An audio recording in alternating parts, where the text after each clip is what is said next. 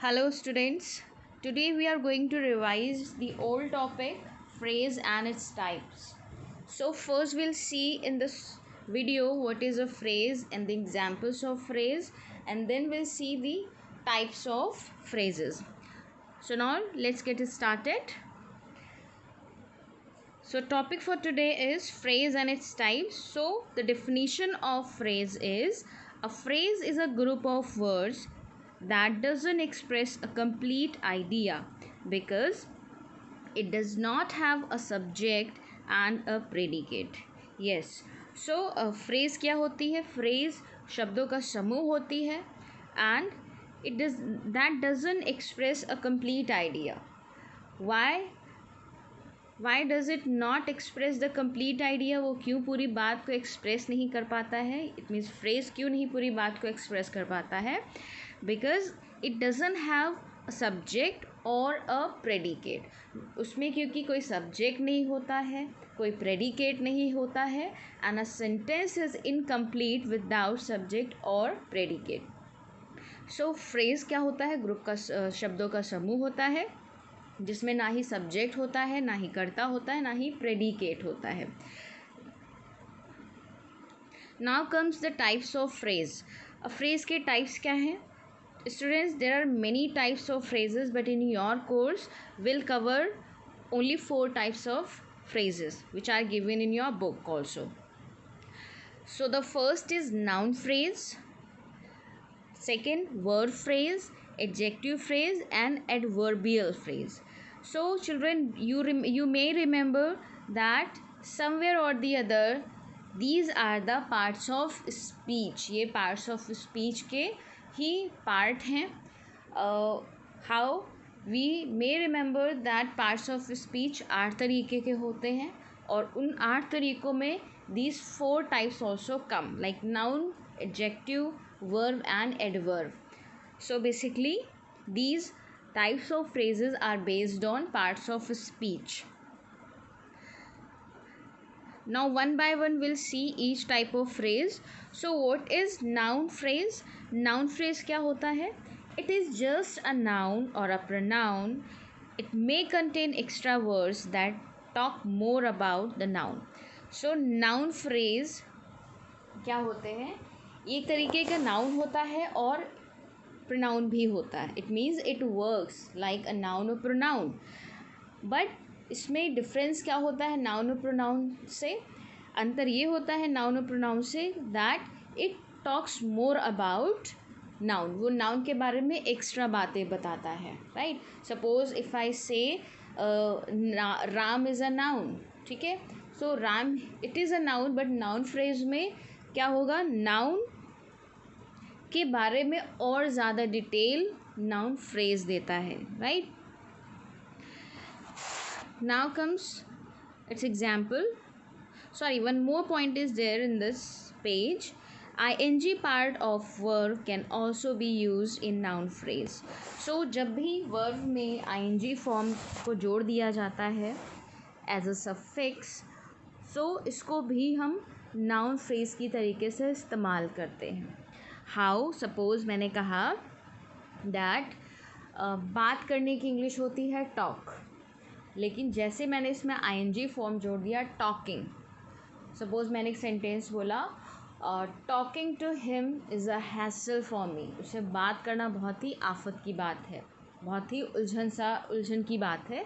So here talking, talk में ing जुड़ गया, तो ये जो टॉकिंग वर्ड हो गया, अब ये वर्ड ये सिंपल वर्ड नहीं रह गया, ये क्या हो जाएगा? नाउन हो जाएगा. ये जो वर्ब है वो नाउन की तरीके से यूज़ हो रहा है क्योंकि इसमें ing फॉर्म ऐड कर दी गई है. Now let's see more example.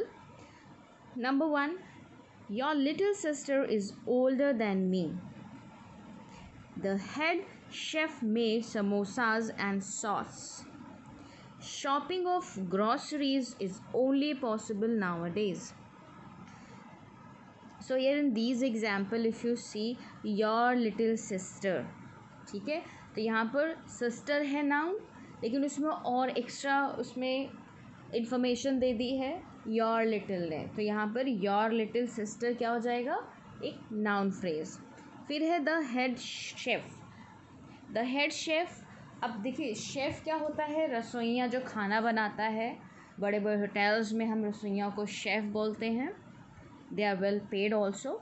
So here the head chef, यहाँ पर जो शेफ़ है उसकी और एक्स्ट्रा इन्फॉर्मेशन दे दी गई है दैट ही और she is not a normal chef. वो कोई नॉर्मल कुक नहीं है, खाना बनाने वाला नहीं है, बल्कि he is the head chef या she is the head chef. वो सारे शेफ्स की या सारे जो रसोइयाँ हैं उनके हेड है, ठीक है।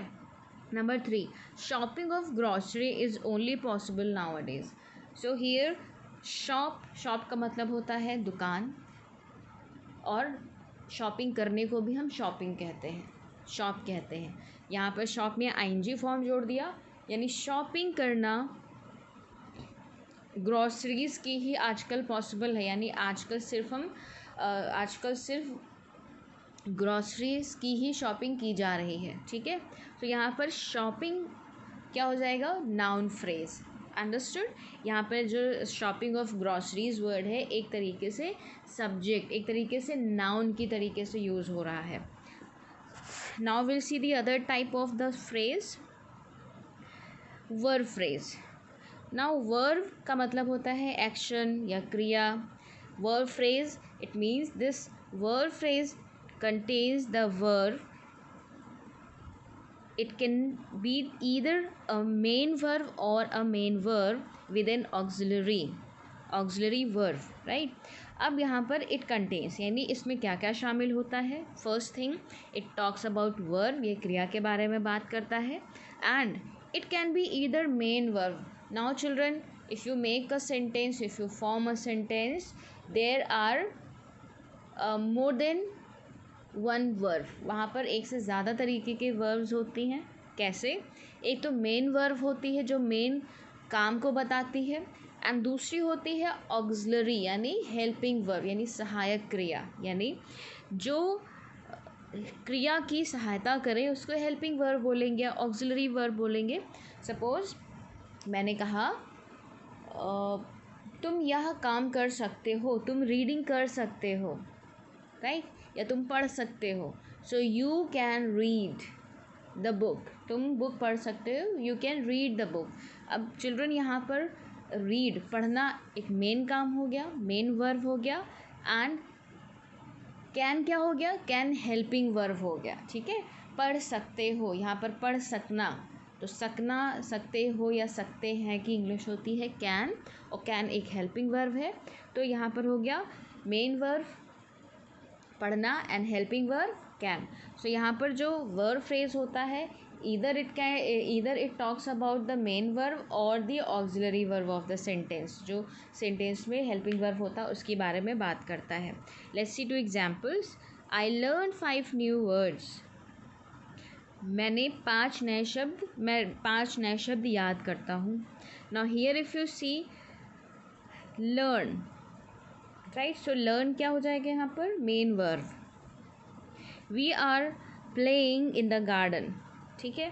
अब here in this sentence playing, हम गार्डन में खेल रहे थे, सो खेलना मेन वर्ब हो गया, और हेल्पिंग वर्ब क्या हो जाएगा, वर्ब, WERE वर्ब। सो यहाँ पर verb playing will be verb phrase, and in the first sentence कोई हेल्पिंग वर्ब नहीं है, बट यहाँ पर जो लर्न है that is phrasal verb. Now comes adjective phrase. Adjective phrase क्या होता है, now first understand what is adjective. Adjective is a word which modifies the noun and pronoun. जो एडजेक्टिव होता है नाउन और प्रोनाउन को मॉडिफाई करता है, it tells the quality of noun और प्रोनाउन, नाउन और प्रोनाउन की क्वालिटीज़ को बताता है, उसकी विशेषताओं को बताता है। सो जो एडजेक्टिव फ्रेज है that also works like an adjective, normal adjective की तरीके से वर्क करता है। Now we'll see some examples. She wore a beautiful dress. Now she wore a beautiful dress. तो यहाँ पर जो beautiful क्या है, ड्रेस, ठीक है। तो यहाँ पर एडजेक्टिव फ्रेज क्या हो गया, beautiful dress. The girl with long hair is my sister. So कैसी गर्ल है, जिसके लंबे बाल हैं, long hair, is my sister. So यहाँ पर जो long hair हो जाएगा that will be adjective phrase, right? Basically, if you understand the meaning of adjective, easily you can find out adjective phrase. Now the last is adverbial phrase. Adverbial phrase क्या होता है? It gives extra information about verbs and tells how something is done and about where, when and how often something happens or is done. You may find it a bit difficult reading this definition. Let me explain you. It gives extra information about verbs. First thing, जो adverb होता है, if you first understand adverb, then easily you can understand adverbial phrase. So जो adverb होता है, that basically talks about verbs. ठीक है, वो verbs की क्या करता है, क्वालिटी बताता है. फॉर एग्जाम्पल, वह दौड़ता है, ही रन्स. सिंपली मैंने कहा वह दौड़ता है, लेकिन वो कैसे दौड़ता है? तेज़ दौड़ता है, स्लो दौड़ता है, धीरे धीरे दौड़ता है. So he runs slow, he runs fast. तो यहाँ पर जो फास्ट वर्ड है ये क्रिया की यानी दौड़ने, रन की विशेषता बता रहा है. तो ये जो फास्ट वर्ड हो जाएगा, ये हो जाएगा एडवर्बियल फ्रेज. और हमें एक्स्ट्रा इन्फॉर्मेशन दिखता है. Suppose he runs very fast, तो यहाँ पर फास्ट की भी विशेषता बताते हुए बोल रहा है कि वो बहुत तेज़ दौड़ता है. एंड देन फिर क्या बताता है कि क्रिया कहाँ हुई, कैसे हुई, कब हुई, राइट. सो ये सारी चीज़ें एडवर्बियल फ्रेज बताता है. कौन सी जगह पर काम हुआ है, कहाँ काम हुआ है, कब काम हुआ है. सो ये adverbial phrase tells us about these things. For example, I live over there. This is first example. I have forgotten to point it here. I live over there. मैं वहाँ पर रहता हूँ. So I live कहाँ पर? Over there. यहाँ पर देखिए ये बात कर रहा है where की, WHERE, where. Number 2, he goes to market daily. वो जाता तो है बट वो रोज़ जाता है. उसके जाने की फ्रिक्वेंसी क्या है? वो रोज़ जाता है.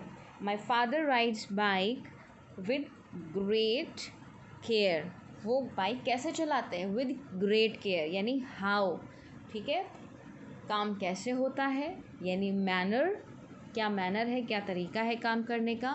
That comes in the category of adverbial phrase. And अगर काम कहाँ होता है या कहाँ हो रहा है, कहाँ हुआ, उसके बारे में अगर बात होती है यानी व्हेन, वो भी एडवर्बियल फ्रेज ही बताता है. एंड काम कब हुआ, एट विच टाइम. सो किसी दिन भी हो सकता है, किसी ईयर हो सकता है, किसी टाइम हो सकता है, किसी पहर हो सकता है. सो ये व्हेन की कैटेगरी में आ जाएगा, right. So these things are talked about और discussed in adverbial phrase, right. I hope that you all have understood this chapter. I have made it easy a bit so that you can easily understand. And still if you have not understood anything, any point, any definition, you can freely ask me.